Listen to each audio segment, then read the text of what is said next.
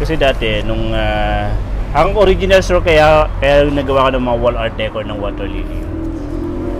Kasi nag-export ako dati ng raw materials sa isang dito lang sa Valenzuela, may mga exporter. Tapos yung raw materials niya, ang tawag namin doon defiber ng water lily. Tapos yung defiber ng water lily, pinagawa ko sa lahat ng mga weavers sa Kalawan, dito sa Pila. So kalat-kalat yung mga weavers. Hanggang sa nakolekta namin yung raw materials ng water lily. Eh bigla dumating yung bagyong Glenda. So yung raw materials naka-store sa isang kwarto. So may bubong. Tapos nagkaroon ng ipo-ipo. Nasira ng bagyo yung raw materials. Okay. O storage. So hindi ko na napakinabangan yung ano. Hindi ko na may bebenta, hindi ko na may deliver sa exporter. So instead na itapon namin yon, pinatuyo namin yung water lily. Tapos ginawa namin lubid. Nung ginawa namin lubid, saka ginawa namin siyang wall art decor.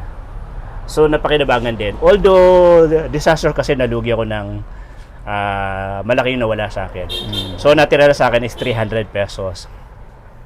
So yung 300 pesos, kalahati nun, binigay ko sa kapatid ko na nag-aaral ng college, graduating na.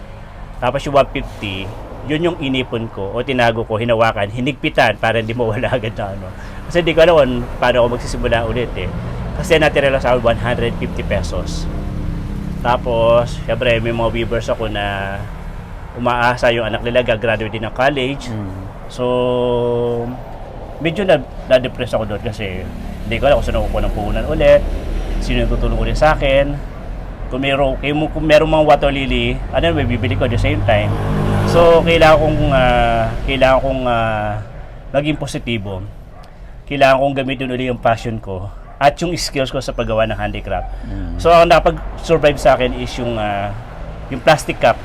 Yung iniinom natin, then tatapon natin. Yun yung ginawa ko siyang last. Kasi nung mangyari yung bagyong Glenda, that was October. Malapit na magpasko. So, ginawa kong artwork is yung Christmas lantern mula sa plastic cup. Dinisplay ko sa harapan ng shop dahil maganda yung lugar natin, Manila to Laguna. May bumili ng isang tao. Bumili na isang piraso. So, benta ko 150. So, naging 300 na yung pera ko. Gusto mo bang matuto ng agribusiness, crops, livestock and poultry, aquaculture, at ma-inspire sa mga success stories? Agribusiness, how it works! As a YouTube channel, Agribusiness features entrepreneurs, farmers, organizations, OFWs, investors. However, beyond our usual content and official endorsements, Agribusiness does not engage in other business dealings with them. While our viewers and featured individuals and entities may choose to pursue business deals with each other on their own, we encourage them to be cautious in doing so. Kasi sa Renel ang negosyo. Okay naman po. So, especially mas malakas kami noong panahon ng pandemic. Dahil noong panahon ng pandemic, halos lahat nawalan ng trabaho. Pero kami ay nag-stay ang aming business. Actually, nag-stay ako dito mag-isa noong panahon ng pandemic. Instead na umuwi ako sa amin, kasi kinukulit ako. Sa bayan? Sa Kalawan. Sa Kalawan. Lalo yung aking yung family. Pero dito na ako resident sa Pila. Oh, I see. So, nung tinatawagan nila ako, umuwi ako doon, hindi ako umuwi. Mas pinili ko mag-stay dito para mag-develop ng produkto, magawa ng mga produkto, mag-market ng produkto via online until na may nakakita ng mga post namin at may nag-order na mas marami. So, nagdare-diretso. Hanggang sa nag-planter, hanggang sa naggumawa ng mga lampshade, mga basket, mga furnitures from the home bodies. So, doon talaga dumami ng dumami? Dumami rin po yan. So, yung mga asawa ng mga weavers namin din, pati sila natutong magawa ng mga produkto. Yun yung panahon na kahit nasa loob ka ng bahay, basta yung skills mo ay nandiyan sa yung mga kamay, kikita ka rin. Yeah. Galing. Pati yung mga duyan, anong gagawin mo dito? Actually, may ito yung raw material ng water lily. Ayan. Ito yung hinarvest nila ng ganito yung itsura niya. Na-dry na po ito. Na-dry na po yan, so ready na siya for weave.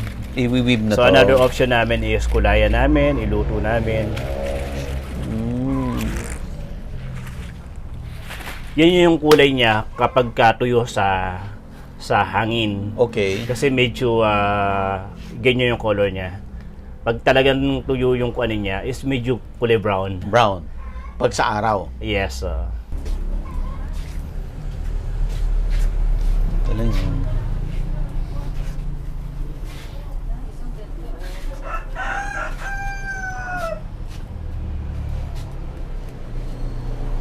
Ilan ang employees mo, sir? Meron dito po na 6. 6. Tapos yung iba Aside sa mga from that, sa mga bahay-bahay. mothers. Ito sir yung kawayan. Oo, kawayan. Hindi pangalan na ano. It's made of bamboo. Ito yung mat, yung wall decor. Yan. Ganda. Ito, sir, materialis nito. Ito naman sir yung bangkuan. Ito yung bangkwan. Bangkuan, tapos yung nasa gitna nito, ito yung mga talahib. Yun siya yung binalot. Pinakapalaman niya, kaya medyo magaspang. Oh, I see. Oo nga, no? Ngayon, kung iisipin natin, yung lahat ng mga rice stalk, pwede natin siyang gawin. Yung mga palay, pwede mong gawin siyang ganitong handicraft. Gagawin mo siya, papaluto mo muna siya na yung pambalot ito, yung bangkuan. Yung kulay brown. Bangkwan ng pambalot. Ito naman, sir. Ito naman Mga sir, mga headband to, fabric. Ha?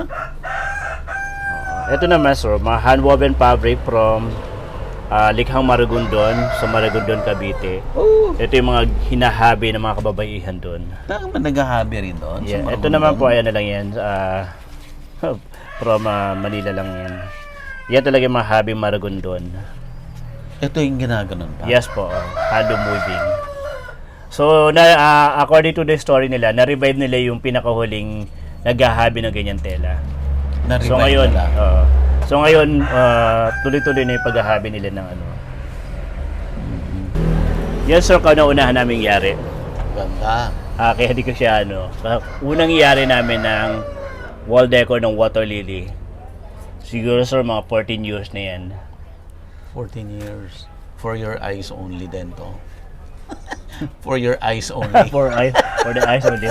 Ang dami tumitingin. Ito naman sir, nabili ko lang sa amin. Ito isang antique na bahay. Nagkala ko sino may-ari na yun, AJ A.M. Sanchez. Antique.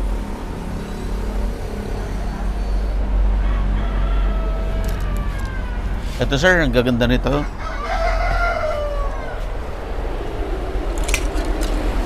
Ito sir, mga dripwood. Drip Na wood galing to. sa dagat. Tapos, Naanod sa dagat. yes, ginagawa ko rin siya mga ginagawa ko siya mga artwork. So, ang daming pwedeng gawin. Hindi na siya pang blinds. Pwede siya gawing chime, pwede siya gawing artwork. Ito maganda oh. Ito naman ay Lampshade. lampshade and then mula sa raffia material o buri material din. Yan naman sir, buri din yan pero pinakatalbos ng buri. Ito maganda yan, yung malaki. Ganda. Ito sir yung no? Yung ganun ng nyog. Coco Ginet. Oh. So ito ginagawa ko siyang wall art decor. Ayun sir, papakita ko sa iyo. Sige sir, tingnan natin. Ayan. Matagal ko na niya kaya pinakahuling collection na namin nagawa. Ito yun. Ito yung Coco Ginet. Water lily and then yung bagaybay na ano niyog. ng nyog din. Bagaybay na niyog. Tapos ito yung baon na natin. Ito yung pinagkabitan ng buko. Yes, po. Pinagkapitan yan. Mga ano na yan eh. Tatlong collection na lang yun nandito. Ito yung material. Yan sir, ano yan? Sir, ito yung material kanina. Ratan. Ratan po. Tignan nga natin, sir. Wow. So may frame sa paggawa ng ganito. Ito yung mga old na yung mga tumba-tumba. Yes, po. Yan. Yung mga upuan. Naggagawa kami ng gano'n, nagre-repair kami ng ratan. Directly mismo doon sa upuan. Ito naman, ginagawa namin siya mga bags. Pwede rin siya sa footwear, pwede sa basket, bags. Pwede mo rin i-frame. Oh yes po, sa mga wall decor, even mga furniture pwede rin. Ganda. Ito sir yung ano namin, yung water lily. Hinabing water lily. Oh. Ay, sayang. Isa sa Kasi mga ginagamit mo. ginagamit namin sa mga bags. Isa sa mga naging training namin with the TTI Laguna. So, binigyan kami ng makina pang hobby. Ito yung hinabi namin sa water lily. Balat ng water lily.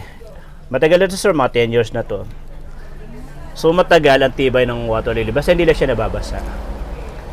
Another design combination. This one. Ang ganda rin nito. Is water lily din sir. Niluluto namin yung kulay. Talaga to. So wala pa masyadong hobby ngayon na lumalabas dito sa atin sa Pilipinas. Nito. Ang kalimitan, mga jute, mga abaka. Pero water lily wala pa masyado. Ganda pang ano, pang display.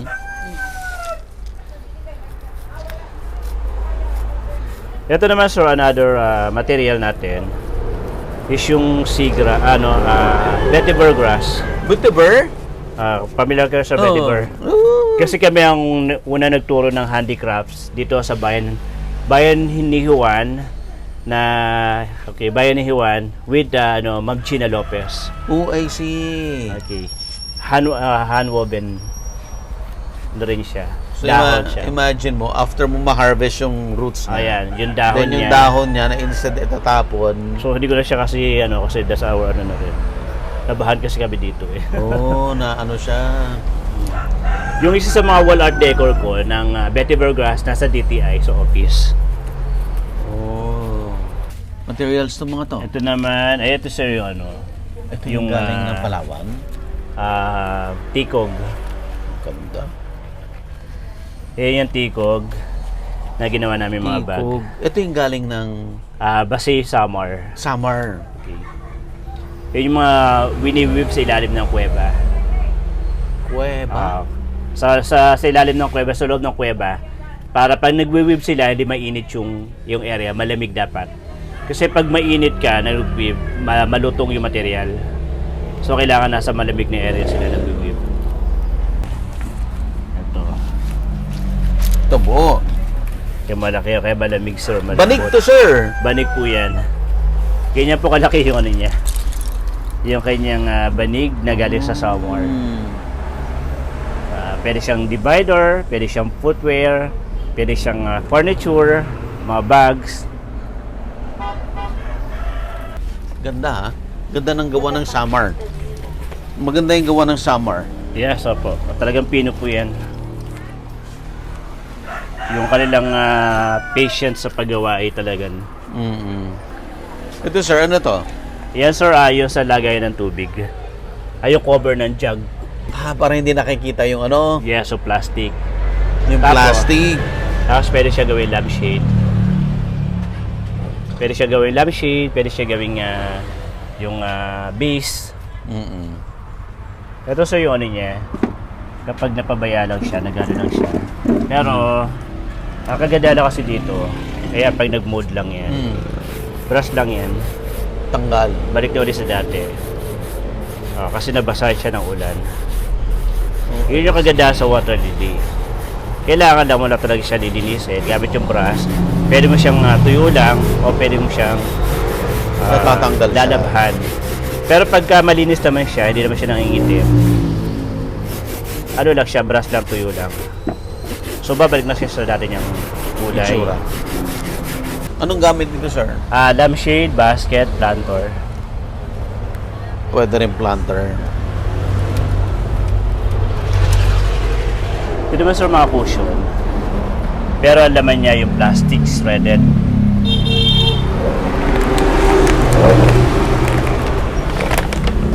Ganyan sir mga laman niya. Kasi meron kaming may mga tindahan ng Star Store. So nagugupit siya na nagugupit para habang nag-aantay ng Nang bibili. ng bibili. Taka. Galing? Paper taka from Paiti po. Ah, Paite.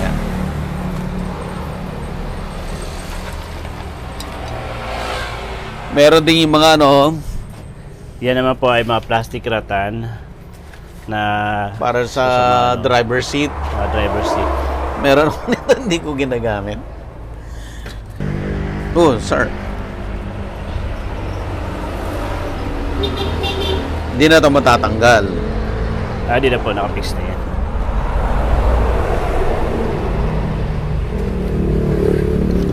Yung mga plastic straw. Ito mga bamboo straw na ginagawa namin siya mga lampshade, accessories. Yung Eh po ginamit yun, mo sir, sa artwork, yung Nito coaster. Nito. Nagawa ng mga mangyan. Nito is another material yan, ah. Yes po. Ito yung mga vine na nakikita sa... Yung may bunga na parang may kaliskis. wala pong bunga po yan. Para siyang pako. Ang itsura niya parang pako, pero gumagapang. Yung kalimitan na gumagapang sa mga puno ng niyog, sa mga kagubatan. Yun Marami yung- din po yan dito sa Louisiana, sa Cabinti, pero hindi nila ginagamit. Pero mostly, kalimitan from Mindoro, Marinduque. Yan. So binibilog isa-isa yung dyaryo. Sana po. Pero kasi yan, di katulad siya ng ginagamitan ng tingting. Alam po, ito talaga solid, kaya siya naging roll. Ginaganon talaga. Niro-roll po isa-isa. talaga. Ito bagong whip na namin yan. Hanapin ko sa aking Hindi na siya mukhang ano, pen papel. holder. Ang maganda din sir dito, kahit mabasa siya, hindi siya basta-basta natutunaw. Oh. Kaya una, na-conceptualize ko na mas matibay yung dyaryo din. Kasi nung kumakain ako sa isang canteen, sobrang tagal, pinaglaruan ko yung tissue paper. So yung tissue paper, kapag nabasa, natutunaw. Pero ginawa ko lubid yung tissue paper. So hindi siya natutunaw kasi nagawa mo siya lubid. So ibig sabihin matibay. So pwede mo siyang gawing produkto ang isang bagay kapag nagawa mo siya ng bagong execution. Yun. Ayun yung aking lagay ng mga tech pen, mga ballpen ng araw. Tapos bit-bit ko lang siya ng ganyan. Original na ano, Original na ginagamit ko ng college. Tapos wala ako dalang notebook, kundi yung nakalagay yung typewriting, papasok lang ng ganyan, bit-bit ko ng ganyan. tapos yung aking tube na lagay ng mga parchment, papel din. Kasi may plastic ako doon, hindi ko ginagamit yung plastic. So ginawa ko na siyang hulmahan. Tapos yung aking ginagamit na Dito nag-umpisa yung Diyan lahat. nagsimula yung lahat Dito nag-umpisa ang lahat. ng roll yung likha. Kasi gawa siya niro-roll. Kasi napakatigas naman. Wala siyang butas. Sobrang tigas yan.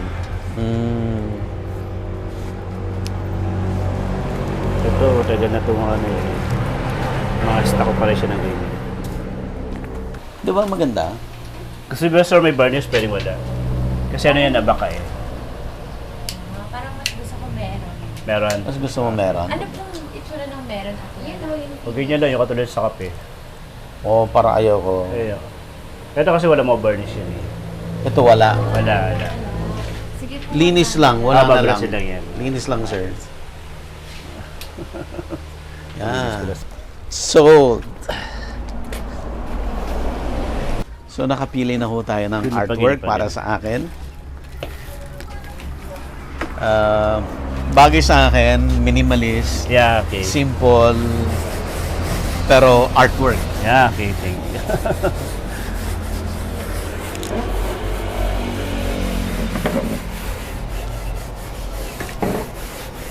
Ganda.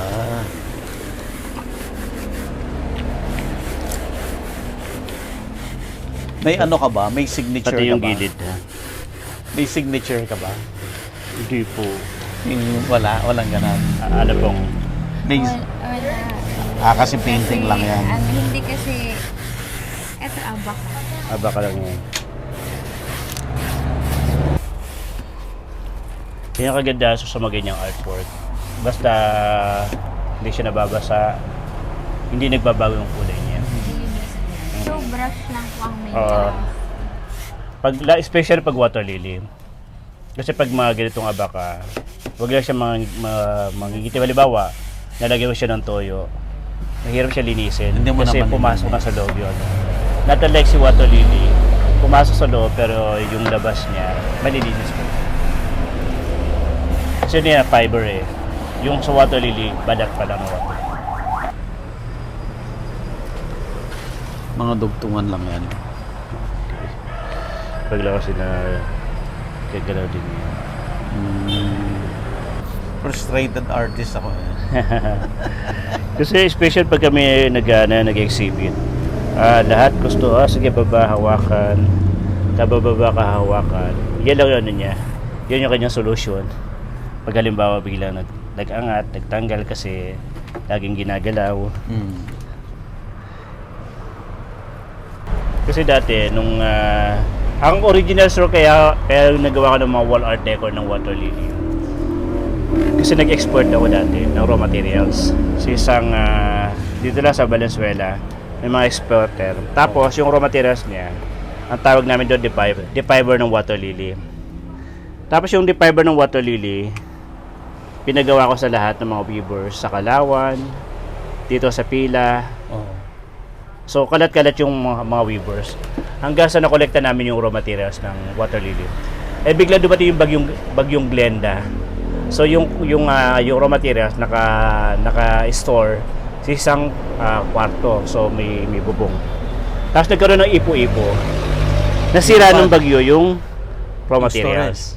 Okay. O storage. So hindi ko na napakinabangan yung ano. Hindi ko na may bebenta, hindi ko na may deliver sa exporter. So instead na itapon namin yun, pinatuyo namin yung water lily. Tapos ginawa namin lubid. Nung ginawa namin lubid, saka ginawa namin siyang wall art decor. So napakinabangan din. Although disaster kasi nalugi ako ng malaki yung nawala sa akin. So natira na sa akin is 300 pesos. So yung 300 pesos, kalahati nun, binigay ko sa kapatid ko na nag-aaral ng college, graduating na. Tapos yung 150, yun yung inipon ko o tinago ko, hinawakan, hinigpitan para hindi mawala agad na ano. Kasi hindi ko alam kung paano ako magsisimula ulit eh. Kasi natira lang sa akin 150 pesos. Tapos, syempre, may mga weavers ako na umaasa yung anak nila gagraduate din ng college. So, medyo na-depress ako doon kasi hindi ko alam kung saan ako ng puhunan ulit, sino yung tutulong ulit sa akin. Kung meron mga water lily, may bibili ko at the same time. So, kailangan kong maging positibo. Kailangan kong gamitin ulit yung passion ko at yung skills ko sa paggawa ng handicraft. So, ang napag-survive sa akin is yung plastic cup. Yung iniinom natin, then tatapon natin. Yun yung ginawa ko siyang lantern. Kasi nung mangyari yung bagyong Glenda, that was October. Malapit din magpasko. So, ginawa kong artwork is yung Christmas lantern mula sa plastic cup. Display ko sa harapan ng shop dahil maganda yung lugar natin, Manila to Laguna. May bumili isang tao. Bumili na isang piraso. So, benta ko 150. So, naging 300 na yung pera ko. Tapos, gumawa ulit ng isa. Display ko ulit sa harapan. May bumili ulit. Until na yung nanay ko ay pinakilala yung aking lantern. So, nagkaroon siya ng order na 12 piraso. So, unti-unti, nakasurvive na. Hanggang sa may nag-order ng 20,000 na halaga nung lantern. So, unti-unti nakabangon. So, ang gusto ko lang ipakita lang dito, hindi mo kailangan magsimula na malaking puhunan. Ang kailangan mo muna dito is yung sarili mo, yung proper mindset. Correct. Yung positibo lagi yung naiisip natin. Yung passion natin sa ganitong industry na pinasok. O ano klase ng o ano man larangan na pinasok mo, kailangan natin maging passionate. And then yung skills mo. Yeah, yung skills na meron tayo, na kahit mawala man yung lahat ng tools na meron ka, basta yung skills mo nasa kamay mo na andyan. So yun yung pinakamalaking puhunan.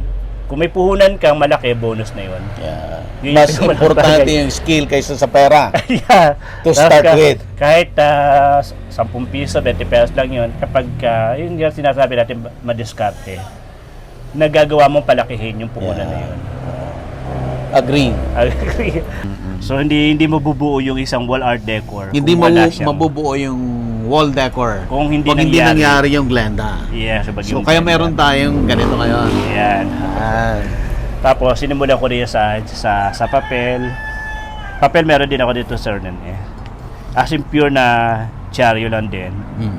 Pure na water lily. Kasi nag-i-evolve din yung design. So kailangan mong mag-innovate ng bago. So, pumasok tayo sa mixed media na tinatawag. Yeah. Pero So, ito sir, going back dito, ilang years na to, itong artwork na to? Ito, sir, 3 years na. 3 years.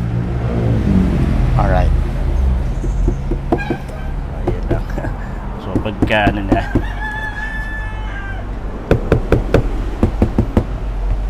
Yun lang po siya Yan na.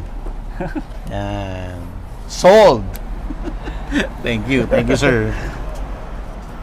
Ganda na. Thank you. Priceless to. Hindi ko Wow. nakalala yung pangalan mo. Yung artist na gumawa. Wala. Wala makita ang pangalan niya. Local lang talaga siya. Ganda. Ayan. Tingnan mo yung mukha, oh. Define na define, oh. Siyempre, paite eh. Parang hindi naman kamagong. Parang kamagong son. Hindi. Hindi, pero ang grabe yung aspi ng Unfinished oh. pero. Pwede mo ano yun eh. Wow, thank you so much. Pwede furnish, pwede siya unfinished. Thank you so much. Sa'yo direct yan. Kasi yung story ko din sa mga ganyan, nangungulekta ko ng mga kahoy. Mga kahoy na driftwood. Oo. Tapos yung kahoy ko nanay ko. Pagkabili ko ng mga kahoy, mamaya pag umalis ako, yung kahoy ko wala na, nagatong na. Nagatong na. Hindi nila alam yung value na ginagawa. Until na isang araw, naisama kayo sa akin. Sa mga exhibits, sa mga trade show. O nakita niyo yung kahoy na yan. Nasaan yung kahoy sunog na. Ngayon, may presyo doon sa mga kahoy.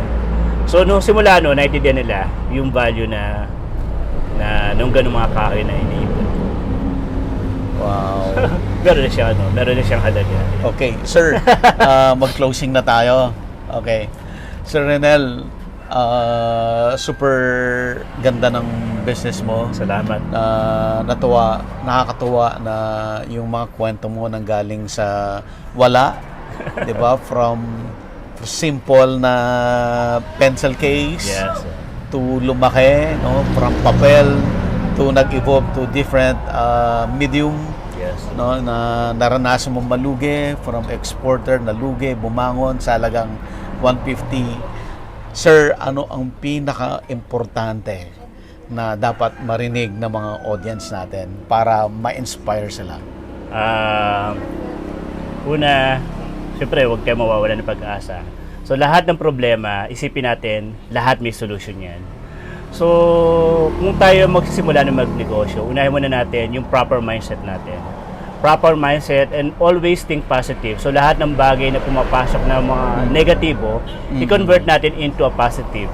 Para lahat ng mga iisipin natin, lahat ay magiging tama yung direction na pupunta natin. So, kailangan passionate tayo sa ating ginagawa, sa ating trabaho, kaya naman siya kahirap. So, lahat yan nagiging magaan kung passionate tayo sa ating ginagawa. And then, pinaka-importante is yung i-develop natin yung skills. Lahat tayo may angkin talento. Iba-iba yung ating talent sa iba't ibang larangan. Pagyamanin lang natin yun, i-develop lang natin yun. Iyon yung makakatulong, hindi lamang sa atin, but also makakatulong din sa ating komunidad na magkaroon ng trabaho yung ating mga kababayan. Maraming salamat po. Ang maganda ay hindi lang ikaw nagkaroon ng negosyo, nagkaroon ng hanap buhay, yung mga iba-ibang sektor, from iba't ibang women, sektor, PWD, diba, senior citizen, even yung mga estudyante. Yes, sila din. Tapos sila, at the end of the day, pagka sila ay natuto, nakita yung potential, sila naman yung magtatayo ng negosyo. Yeah. Magtayo man sila negosyo, sila naman yung maaari natin consider na competitor. Pero yung competitor natin, i-convert natin into a positive. Sila ay magiging partner natin, hindi natin sila magiging kalaban. Yeah. So kapag nagkaroon tayo ng maraming order, ipasa natin yung order sa kanila. Para yung order natin, kumikita rin sila, kumikita rin tayo at the same time. So hindi lamang isa yung involved dito, so halos buong komunidad, mula sa pagkuha ng raw material, sa paggawa ng mga produkto, sa mga tricycle driver, sa mga kainan, involved yan sa ating industry. Kaya importante yung tulungan sama-sama sa paggawa. Yeah. Huwag isipin ang competition. Ngayon ay collaboration. Yeah, collaboration. Diba? Okay. Ayan, alliance. Ang ano. Sir, na maganda rin yung na-mention mo kanina na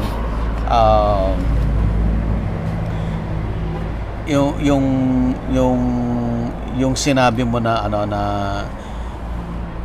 mas mahalaga na meron kang skill more than sa pera. Yes, okay. Kung ikaw yung nag-uumpisa ng negosyo. Yes.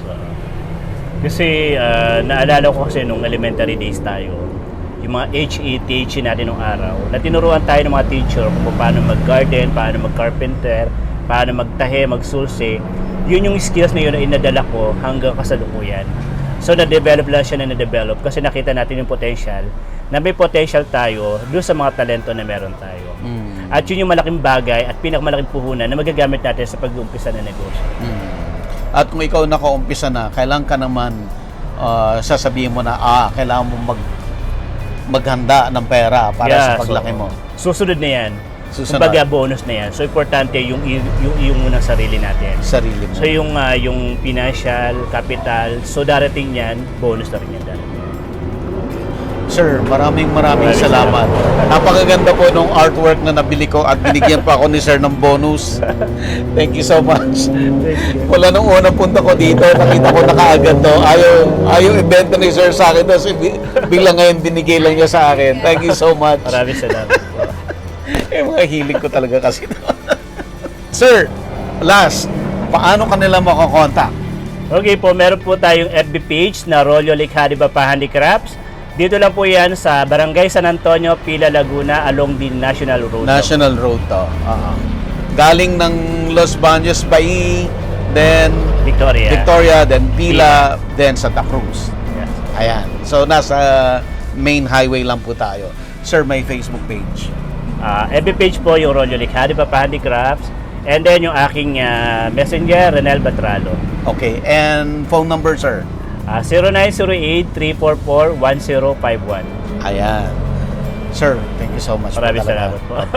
Maraming salamat sa inyo. Please, support natin si Sir kasi sinusuportahan niya ang community, yung mga less privileged, yung mga marginalized, tinutulungan niya, tulungan natin siya. Mamili ho kayo dito. Thank you. Maraming salamat po. Agribusiness merch is now available on Shopee and Lazada. Agribusiness, how it works. Instruct, inspire, succeed.